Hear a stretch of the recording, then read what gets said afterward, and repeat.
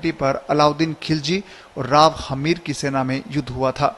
इस युद्ध में खिलजी की सारी सेना मारी गई थी। खिलजी का सेनापति जीरो खां जिंदा रह गया था।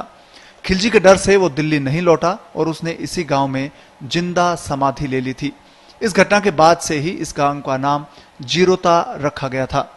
यहां पर दफनाए गए सेना की कब्र के रूप में अवशेष उस वक्त की कहानी को बयां करते हैं। जानते हैं इतिहास के उन अवशेषों के बारे में। पीर की मजार का भी अद्भुत इतिहास है। विक्रम संवत 1358 से पहले ही पहाड़ी की चोटी पर पीर की मजार बनी हुई थी। इसके बारे में कहावत है कि एक ही रात में 7 पीर की मजार बनाई गई थी, जिसमें 5 पीर की मजार सवाईमाधोपुर जिले के मंडाला डूंगर की पहाड़ी पर, 1 मैनापुर की पहाड़ी पर और 1 जीरोता की पहाड़ी पर बनी हुई है।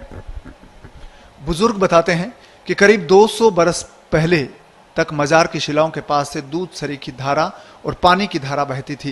कहते हैं कि यहाँ पर किसी महिला ने कपड़े धोने से दोनों धाराएं बंद हो गई। किसी महिला ने यहाँ पर कपड़े धोए थे, उसके बाद ये मान्यता है कि ये दोनों धाराएं बहना बंद हो गई। अवशेष रूप कुंडा उन धाराओं का बताया गया है। पीर की मजार पर एक पत्थर की शिला में छेद से आंखों में पानी लगाने पर आंखों की बीमारियों में फायदा मिलता है।